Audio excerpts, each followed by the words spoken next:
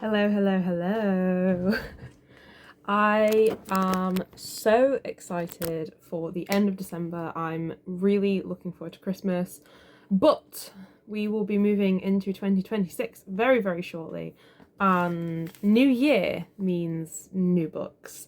So I have written down a list of, I think, 29 new releases for 2026 that I am personally very excited for.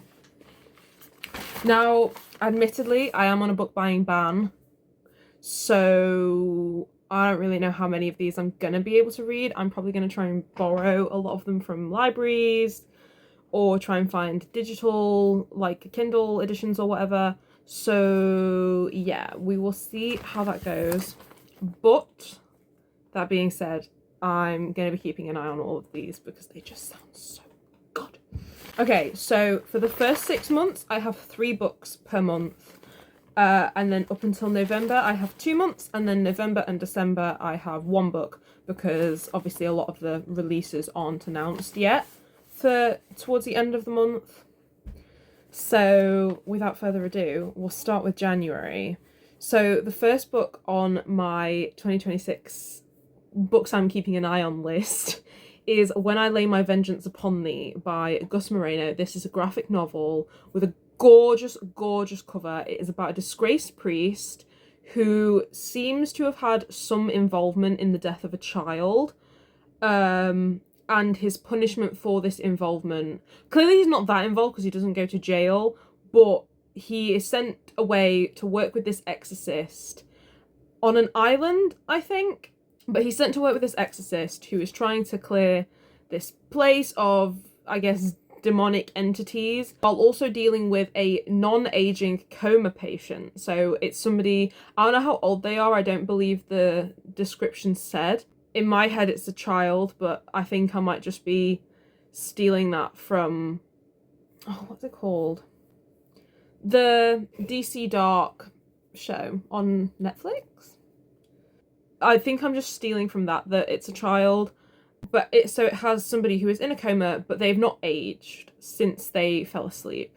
This one just sounds really interesting, and it's a graphic novel, so I imagine it's quite short. It's 144 pages, so I could read this on NetGalley, which I'm thinking about doing, just because it's short, but I'm gonna see where I land, what sort of date I finish my current read on, before I start committing to any NetGalley books. This book comes out on January 6th, so incredibly soon. The second book that I want to talk about is called Wildewood by Jessica Thorn. This book comes out on January 9th. This book sounds really interesting to me. It sounds a lot like the game What Remains of Edith Finch, if you've played that. So it's about a woman who believes her family is cursed because they have all died really weird deaths in this particular house, and her twin brother recently died in said house, and I think she's just gone because now she's the person who owns the house. Except the housekeeper, or like groundskeeper, her brother's best friend, still lives at the house, and he was a suspect in the twins' death. I'm assuming it's going to be a romance, which I think is partially what puts me off this book, just because me and romance have a very tumultuous relationship. I don't know. I have hopes that it's going to be more towards the creepy horror side and less towards the romance, but I don't know why, I'm just really getting the romance vibe. I think it's more going to be a romance set in this setting, but I absolutely loved the game What Remains of Edith Finch, which has a very similar sort of concept, like it's about a cursed family and they've all died in really strange ways. So I'm going to keep an eye on this one. The next book on my radar is Hollow by Celina Myers. It was originally published in 2021 and is being republished, I guess, on January 13th. This is about a 25-year-old woman. Oh, it says she's not even 25 yet. So a 24-year-old woman who essentially feels like a burnout. She has had the same sort of dead-end job and just basically feels like she's not going anywhere in her life. She can also communicate with the dead, which feels like it's just an aside before it moves on to the main plot of the story, which is that she dies in a car crash and is turned into a vampire. And she can communicate with the dead. So very paranormal, very supernatural based story. Essentially, she is fought over by these two like rival vampire families in her town. It's described as she's drawn toward two very different loves. So in my head, I'm imagining that one of these families is like super familial, you know, like mommy daddy issues vibes. And then in my head, she's romantically involved with somebody in the other family. So she has to decide between essentially getting new parents or getting a boyfriend. In my head, that's what we're deciding between. It just says two different kinds of love, which could mean anything, but I'm definitely extrapolating family versus love, like romantic love. So we'll see. They were my only notes, so clearly they're the only things I really care about. I feel like I'm going through these insanely quickly, but like I've only talked about 3 books so far, so we'll see how it goes. In February, we have the first of the books that I think I might borrow from NetGalley, which is Agnes Aubert's Mystical Cat Shelter. This is Heather Fawcett's new release. I believe that she also wrote Emily Wilde's Encyclopedia of Fairies, which is a book that I've had on my list for a while, but I haven't read it yet. This particular release comes out on February 17th. It's about Agnes Aubert, who opens a cat shelter, but the only place that she can find to host this cat shelter is owned by a really dodgy landlord who makes illegal magic in his basement, who also seems to have potentially, supposedly, almost destroyed the world. Caused an apocalypse is the particular words that I think are used, which is crazy. In my head, when it was describing this like landlord who makes magic out of the basement, I was imagining like crazy bomb guy from Critical Role, like crazy old man. I'm imagining, since it's probably a romance, that it's probably like a young handsome wizard, but I think I'm still going to just keep imagining old man, because that's better in my opinion.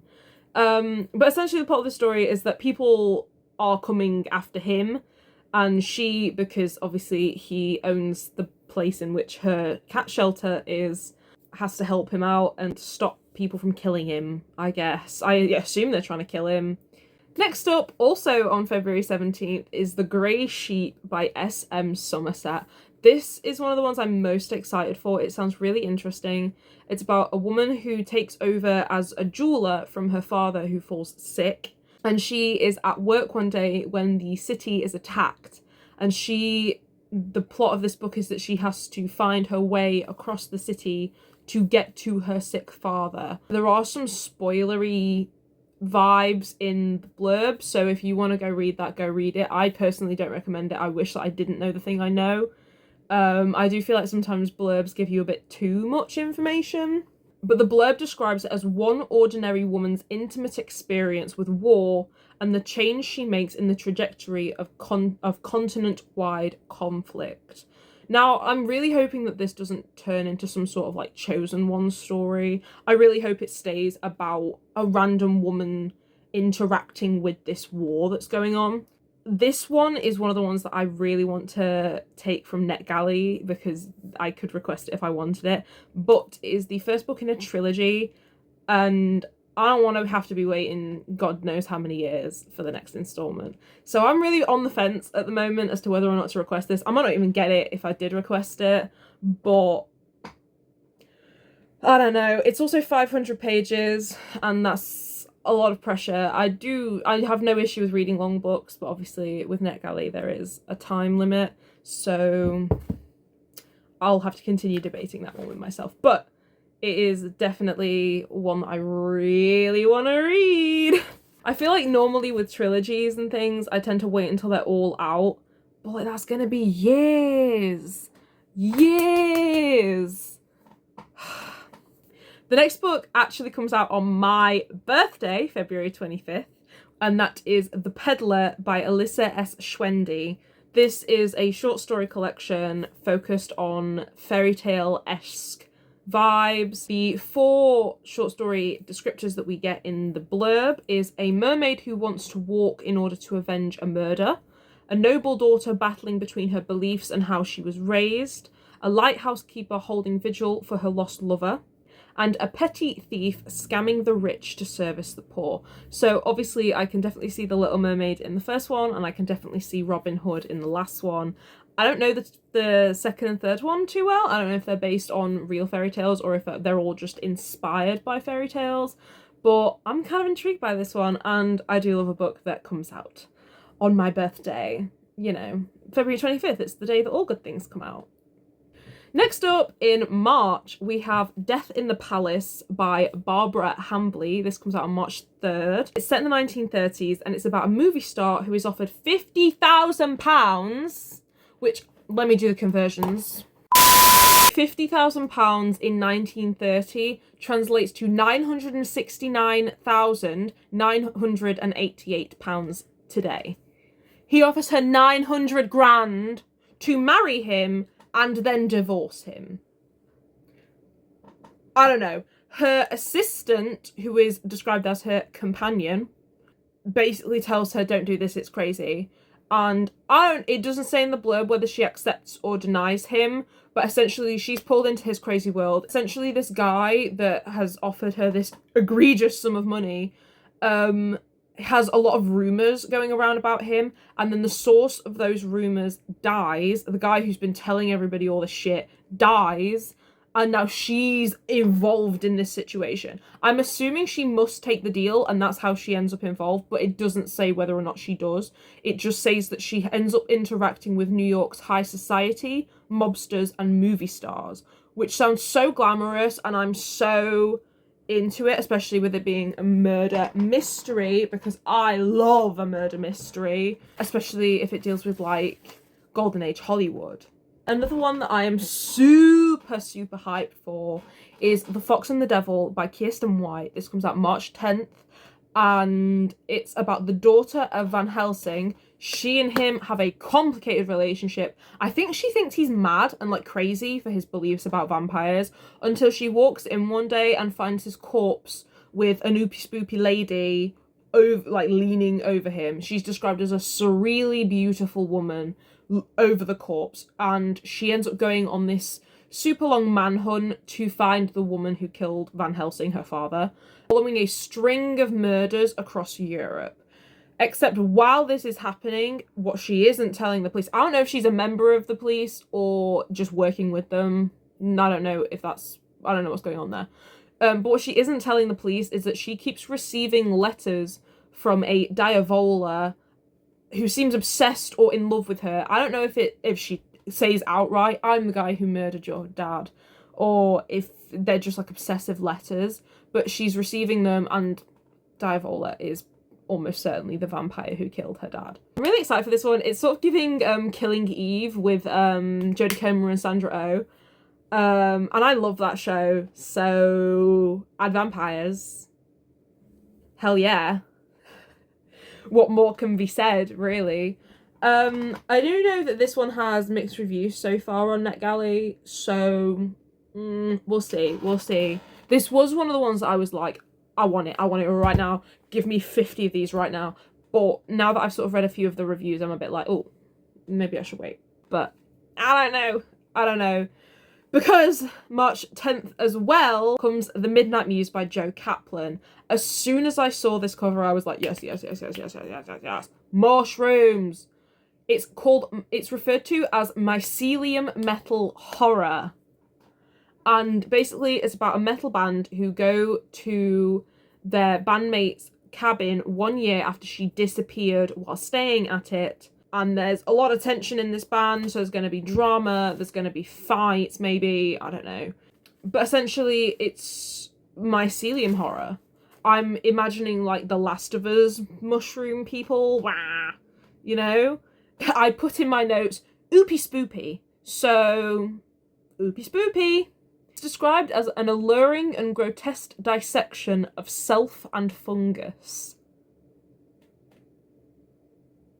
I am so excited for this book.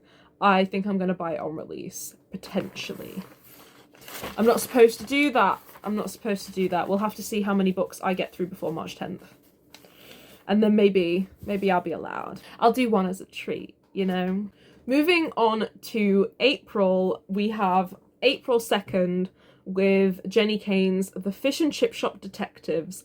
This is another murder mystery. It's about 48-year-old Maggie and recent graduate Ryan, who has recently moved to this coastal town. A man dies, and I think he's found in like the bay or something, and Ryan was the last person to be seen in contact with him. Maggie, his co-worker, is convinced that he didn't do it, and so the two of them take it upon themselves, or at least Maggie takes it upon herself to work out who actually killed the guy to clear Ryan's name. It sounds pretty cookie cutter as far as murder mysteries goes, but they work in a fish and chip shop. So, you know. It also mentions at the end of the blurb that nobody knows who the owner of this fish and chip shop is, or like they know nothing about him, and that's like a secondary mystery that they're also trying to work out. I don't know. It seems like it could be a really fun like summer read. If Next up is another book that I think I might actually request, which is a series of short stories by Dan Coxon. This comes out on April 21st, and it's called Come Sing for the Harrowing. These are folklore-based horror stories. I'm really interested in folklore at the minute, particularly the like horror-y aspect of folklore. So I think this short story collection is a great place to sort of start. The 3 stories that are described thus far is a tourist attraction worker singled out for an unholy transformation, a gang of burglars ambushed with something otherworldly whilst robbing a farm, that's the one I'm most interested in, and a girl seeks revenge on her abusive father after he dies. They sound so cool. I'm super interested in the gang of robbers one because I don't know, I feel like a lot of the time, or at least in the horrors I've read, it's been like 1 or 2 people experiencing the horror. I recently read Salem's Lot by Stephen King, and that was more of a group experiencing the horror. So I think I'm really intrigued at the moment in like group horror experiences. Another double publication date, this is also coming out April 2nd, and that is Kylie Lee Baker's Japanese Gothic. I'm super excited for this one. I am pretty sure that this is following 2 timelines that are kind of doing this, because the first timeline is 2026. We follow a guy called Lee who killed his roommate but doesn't remember how or why. He just wakes up one day, I guess, covered in blood with his roommate dead. So he flees the country and seeks refuge at his father's house in Japan. So this house is a little funky. Like, no animals will go near it, and when he is looking out the window at night, he sees a woman standing there with a sword. It also goes back to 1877, where we follow Sen, who is an exiled samurai hiding from imperial soldiers. It describes, and I think this is such a juicy description of, I guess, shell shock, and it makes me really excited to hear the author's writing style, because it describes that she lives with a monster who came home from war wearing her father's face. Isn't that just beautiful? But anyway, at night, she sees a strange foreign man. So I'm getting the vibes that these 2 people are seeing each other despite the time shift. I think that's going to be crazy cool. Especially, like, in his timeline, like, no animals will go near it. That's not mentioned in the 1877 one. So I don't know if something maybe happened with Sen and her father that has, like, cursed this location. I don't know. We'll have to see. We'll have to see. Oh my god. That one sounds so good. I'm really excited for that one. Okay. May! So, first of all, I have stuff up for this one because it seems really complicated. It's not. It's just my brain. There's lots of characters already. So my first book of May is released on May 19th, and that is Palaces of the Crow by Ray Nayler. This is set in 1941, somewhere on the German border, I think between Germany and Poland, but I might be wrong on that one. And we follow 4 people? 4 people. A Jewish girl who dreams of becoming a biologist, and she has a bunch of pet crows who seem potentially magical. An underage army soldier who has deserted and is currently on the run from the Soviet army, I believe, a Roma trader whose family is on the run from the Soviets, and a boy who does not speak, a mute boy who has been abandoned. These 4 people end up on the run in the forest. It says, as the German blitzkrieg crashes across the border in June 1941, they are driven into the primeval forest, where they survive by forming an unbreakable bond with one another, and with Neria's intelligent crows, who for years have been bringing her intricate gifts, suggesting they are no ordinary corvids. See, here's the thing. I know that crows do actually bring gifts, but it seems like it describes later that the crows warn the children of danger and help hide them from the human threats of the forest. Not only the Germans, but also Russian deserters, Polish partisans, fascist Lithuanian police, and other bandits and outcasts wandering the benighted landscape.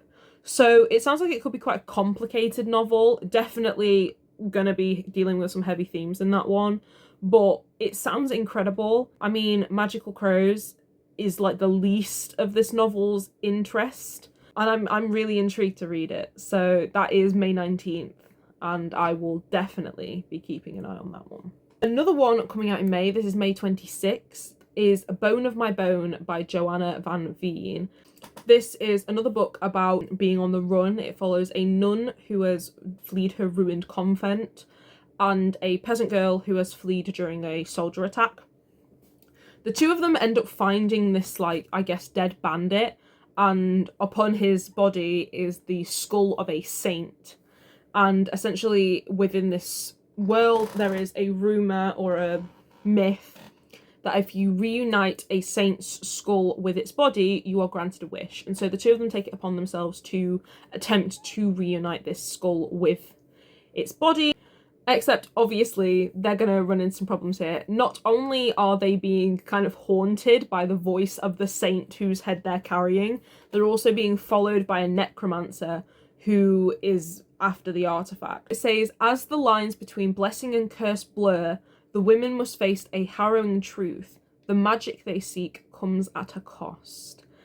And again, I feel like I'm really interested in, like, on-the-run stories, or just, like, stories of people who are trying to hide or flee a group of people.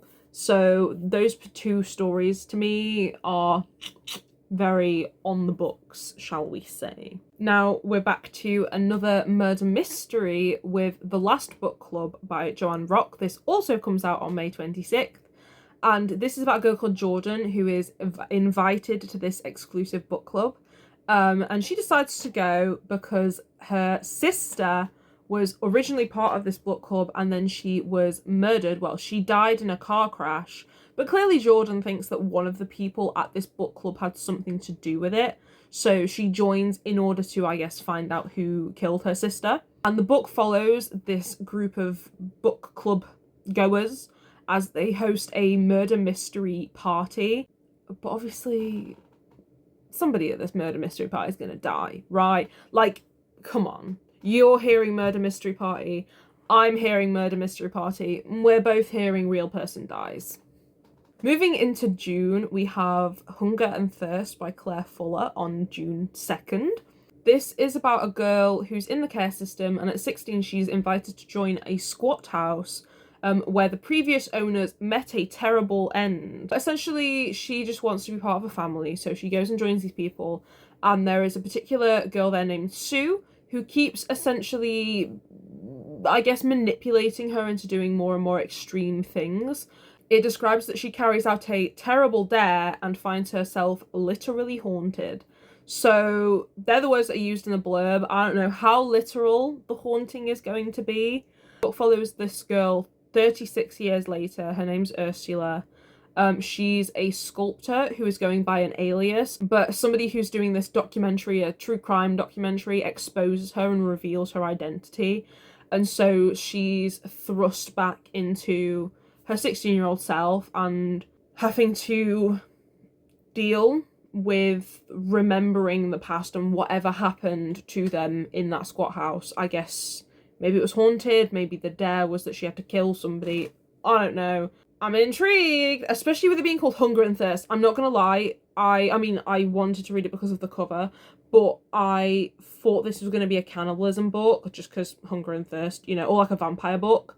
So I'm really intrigued how or if the title relates at all to Ursula's experience, whether it be within the house and the trauma around this squat house, or in the act that she had to fulfill that traumatized her so much. We'll see. The next one I feel like is probably the most different of all of the books. It's called Villa Coco by Andrew Sean Greer. This is released June 9th. It's about a young man who is looking for a job, and he ends up becoming the general assistant for this woman who goes by Coco. She's an extremely wealthy widow, and he essentially just thinks that she's hiring him to document artifacts in her house, because I think he's like an archaeologist or something. Instead, she has him carry out weirder and weirder tasks under the pursuit of locating the lost love of her life. I think, this is my personal prediction, I think there's going to be some necromancy shit going on here. I think she's trying to do some witchy, bringing her love back to life type shit, because it describes her as a widow, so we can assume he's dead. Or maybe he's, like, lost, like, in a different plane of existence or something. I don't know. I'm just going to assume necromancy, because that's really interesting, especially in contrast to this really bright and beautiful cover. I don't know. I'm also, I mean, you can kind of see with the fish and chip shop detectives earlier, I'm kind of intrigued by this, like, older woman, younger man duo, because I feel like we often get it the other way. Like, I'm thinking, like, Joel and Ellie, you know, the sort of reluctant father, adopted daughter kind of deal. And I'm kind of intrigued in reading that, like, the other way around, where it's, like, an older woman and a younger man. Not in a romantic sense, but in, like, a, you know, just seeing them bounce off of each other, I guess, would be really interesting. So yeah, I'm really intrigued by that one. I'm also really intrigued by June 16th's release, Vervain Hollow by Catriona Silvey. This is a culty book. This is a book about cults, and I'm really interested in books about cults. I actually really love to read some non-fiction about cults next year, potentially. I don't know, we'll see. Vervain Hollow is about a girl whose cult burns down, and the leader of this cult burns down with the building, I guess, it's hosted in. She's heartbroken. She is fully in deep. This is not a book where she, like, is out and, like, it's not about that story. She is deep in this cult. She goes home. She's heartbroken about this.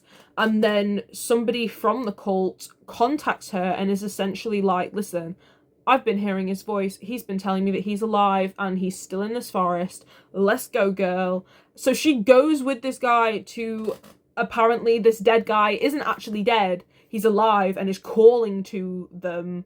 And I don't know, man. But similarly, it describes the location that they go back to as the house of their nightmares. So I don't know whether she's aware that this cult was bad, or if it's just, like, omnisciently describing it as the house of their nightmares, or if we just have an unreliable narrator who doesn't know how she feels about this cult and is just, like, she's aware that it's bad but is also, like, just kind of attached.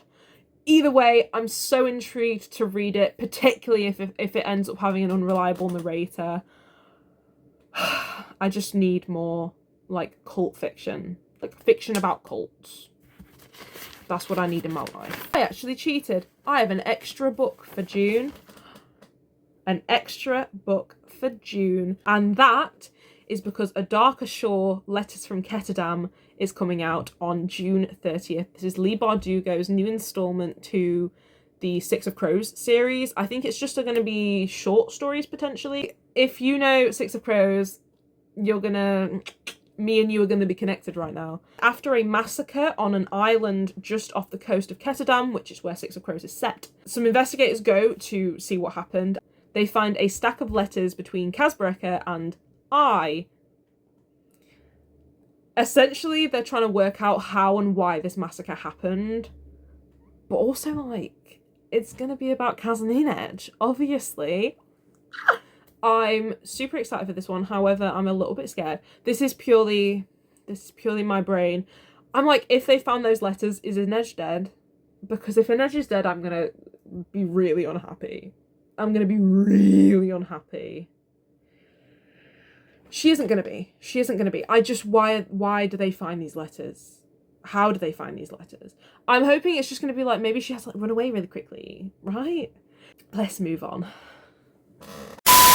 Please excuse the lighting, which is even worse than usual. But I cannot believe that I forgot about This Immortal Heart by Jennifer Saint when I was doing my original list. This Immortal Heart is one of Jennifer Saint's feminist retellings. She is really well known for these. I own her first for Ariadne, Electra, Atalanta, and Hera. I was actually really worried with this one because obviously the naming scheme is very different. You'd expect it to be Aphrodite, but it's not. It's the Immortal Heart. This Immortal Heart. And I was really worried that it wasn't going to match the rest of them, but the cover was revealed literally like 2 days ago, I think. Actually, seeing the cover reveal is what reminded me that I hadn't included it in this video, so I'm really glad to see that. So this book comes out on the 9th of June, and it's about the love story between Aphrodite and Ares, two of the Greek gods. I'm really excited to see what Saint does with the whole Aphrodite and Hephaestus thing, because in Greek mythology, Aphrodite and Hephaestus are married, but Aphrodite is having an affair with Ares. So I'm really intrigued to see how Saint navigates that, or I guess like what moral perspective Aphrodite is going to be seen from. So I believe that she is by some measure forced or manipulated into marrying Hephaestus originally. So I'm interested to see what moral standpoint Jennifer Saint takes on essentially Aphrodite cheating on Hephaestus, given that she may, I don't know how Saint's going to work their marriage, but given that it's potentially not a marriage of choice. I'm absolutely day of release. This is an absolute day of release. I've bought her last 2 books day of release because I absolutely love her writing and I just really enjoy her retellings. But back to the video. July! July's first release that I have written down is released on July 14th. It is Hot Girl Murder Club by Ashley Winstead. So this is about a girl called Scout, and she loses her sister in suspicious circumstances at a Hollywood party. After her sister dies, she decides that she is going to honour her sister's memory by becoming a star. And she sort of manages it. She gets a little bit famous. She's like sort of a Z-list celebrity. Except she grows to insane fame when she is suddenly the main suspect in a series of serial murders in Hollywood, I guess.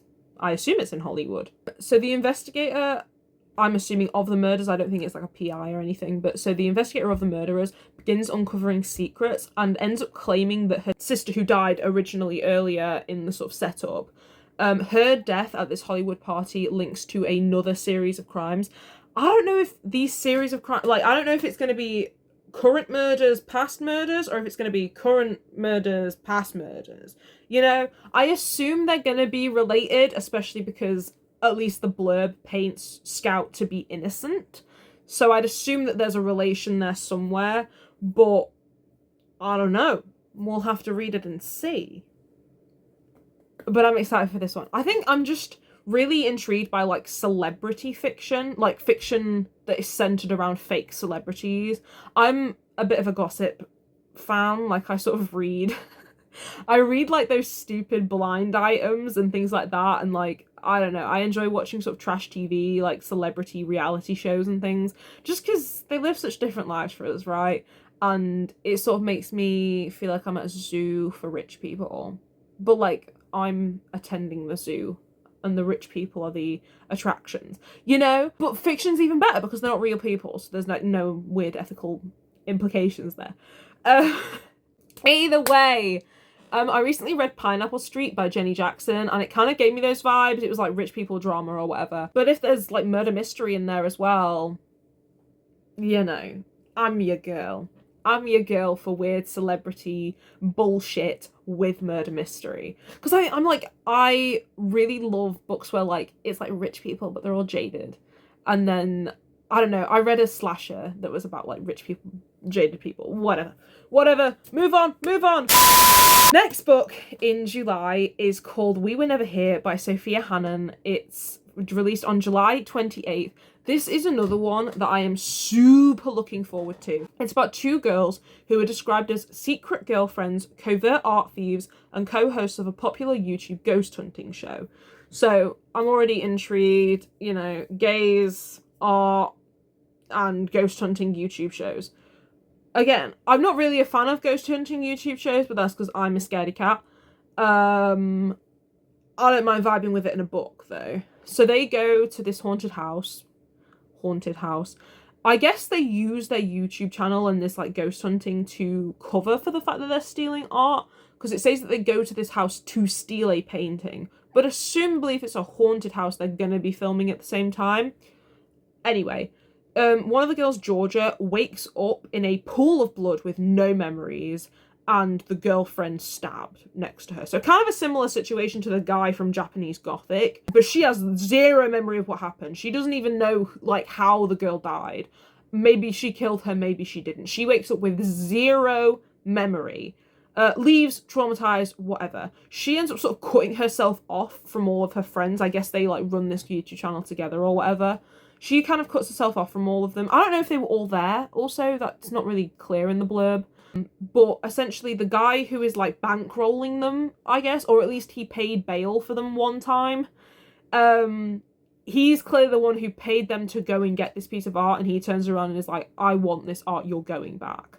And I guess they try and get out of it, but they can't. So this group of friends who are all dealing with this grief of their other friend, she's dealing with the grief of her girlfriend, who she may or may not have killed, they have to go back to this haunted house. And it says something followed them home from Delise Manor, and it will do anything to keep them from going back. Again, I'm so excited. I'm so excited for this one. I don't think it's available on NetGalley, which sucks, because I would definitely read this one straight away if I could, but I'll just have to wait until July 28th. So long away. But similar to Midnight Muse, this one might be a buying on release kind of deal, just because it sounds so good.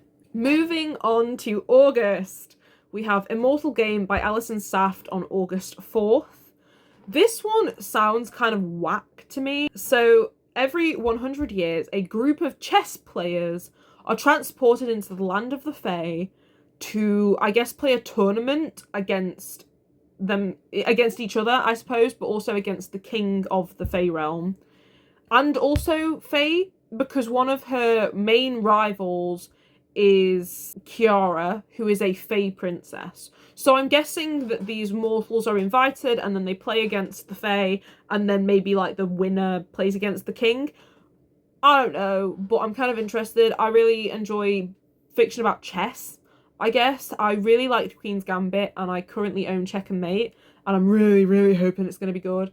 So, yeah. But then people who are in the tournament start dying, and she has to ally with this rival enemy, Kiara, to survive and win. Seems like it's going to be another gay romance, and it's a gay romance with a Fae princess. So I'm sold. I am sold. Chess, gay Fae princess.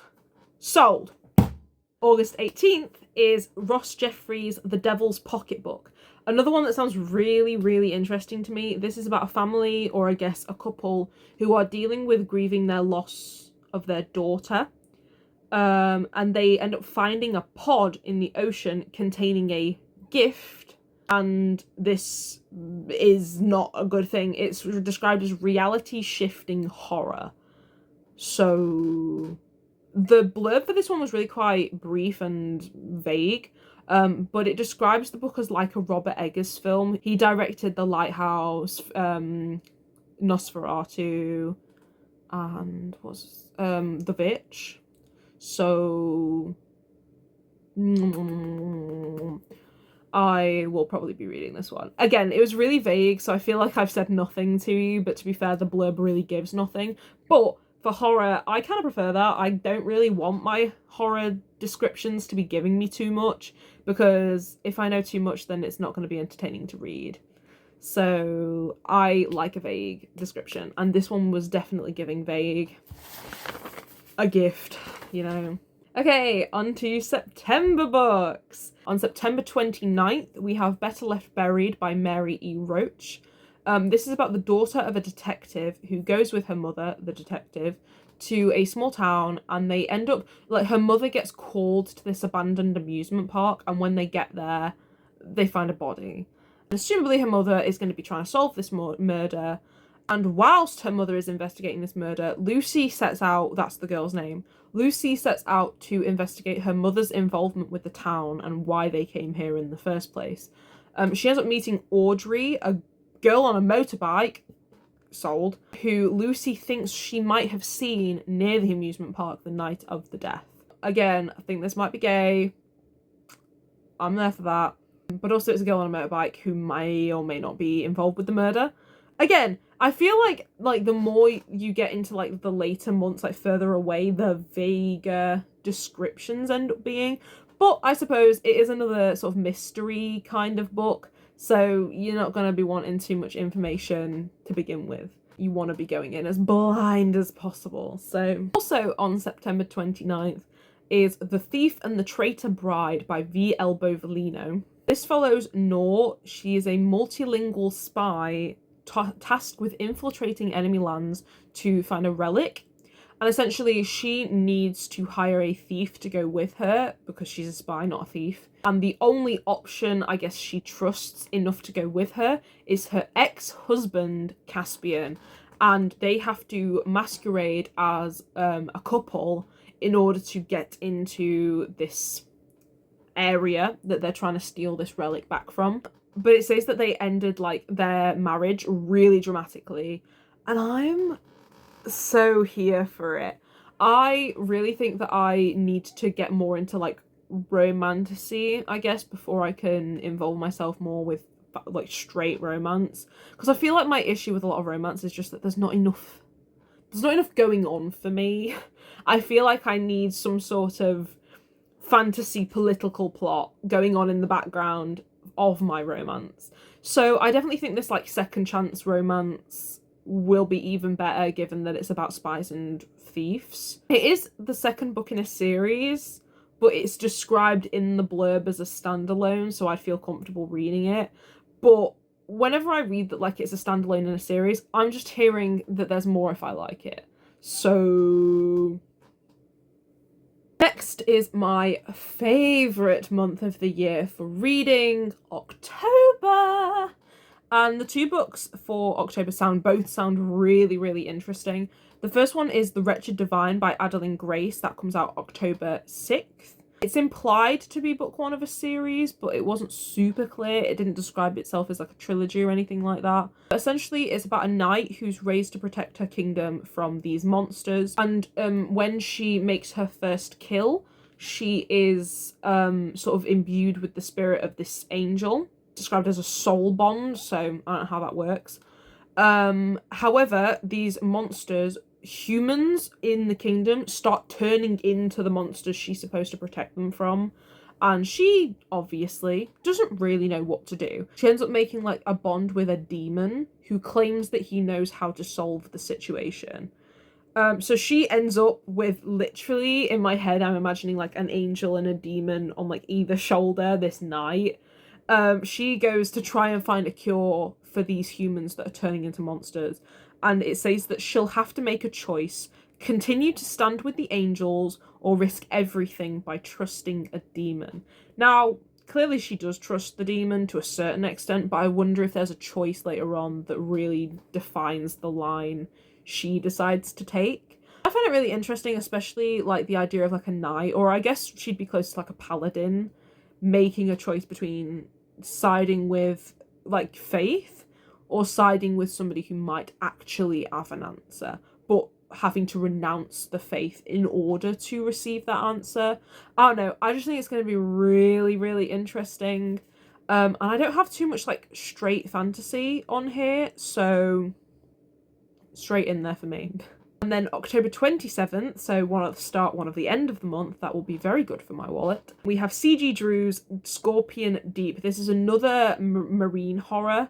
It's about a guy who lives on this like remote island. He hates this island, and all of his friends are super excited because they're all moving to the mainland for school, except he didn't get in. he wasn't accepted to this school, and he's like, all of my friends are going to leave me alone on this island that I hate all by myself. So he makes a pact with Scorpion Deep, which I guess is some sort of eldritch horror monster. Except it's described as a sea god. It's described as a sea god, but it's called Scorpion Deep. But he seems weirdly drawn to Scorpion Deep, this sea god. And the sea god seems weirdly drawn to him. It's kind of giving, like, I mean, on the tags, it says LGBT. So I think that there's, like, weird romance, or I guess, not necessarily romance in the sense of, like, swooning, but just, like, obsessive romance. I'm getting the vibe of, like, you know, like, vampires and their thralls, where it's, like, you wouldn't really describe it as, like, romantic or love, but it's, like, an obsession. This is what I'm imagining between him and the sea god that he releases. I don't really know what his goal is with releasing the sea god. I don't know if he's trying to, like, destroy I don't know. It says that the god's adoration turns bloody. So assumably the god starts killing people, and Jonathan, I was calling Jason, and Jonathan knows that he has to destroy this monster or it's going to kill everybody. But he's, like, weirdly in love with the sea god, right? He's, like, weirdly drawn to it. So how's he going to kill something that he's, like, low-key in love with? I don't know. We'll have to read and find out. Okay, 2 more books left. One for November, one for December. And the November book is coming out on November 24th, and it is When Shadows Burn by Vanessa Lay. This is book 1 of a duology that is coming out. So it's about a university that teaches exorcism, and you have 2 sort of kinds of people. You have callers, whose blood attracts demons, and then slayers who kill the demons. So they work in pairs to draw out and kill demons. So Kietz, the caller in this duo, he's, like, estranged from his family, and his slayer, Sana, the 2 of them work together, and he's contacted by his estranged family to kill a demon. Or hunt a demon, I guess. Through this job that they are given, they end up uncovering a scheme to destroy the university. And the person behind the group is closer than they realise. And I'm like, is it the head teacher? Because I feel like it's always the head teacher. You know? I don't know. I mean, it wasn't in Wednesday, to be fair, was it? So maybe it's not the head teacher. Either way, they end up uncovering a scheme. The only reason I'm, like, apprehensive about this one is that it is a duology. I'm impatient. I don't really like waiting for books. But it sounds really interesting. I especially am intrigued by the concept of the caller-slayer dynamic. I don't know if it's like the pair is natural or if you could literally work with anybody. I'm interested to see what the relationship between the 2 of them is like. I'm going to assume romantic just because that's what sells. But I'd also be kind of interested if it was like a brother-sister kind of relationship. I don't know. I assume it's probably going to be romantic, but that's fine. I'd be just as into that. We'll see.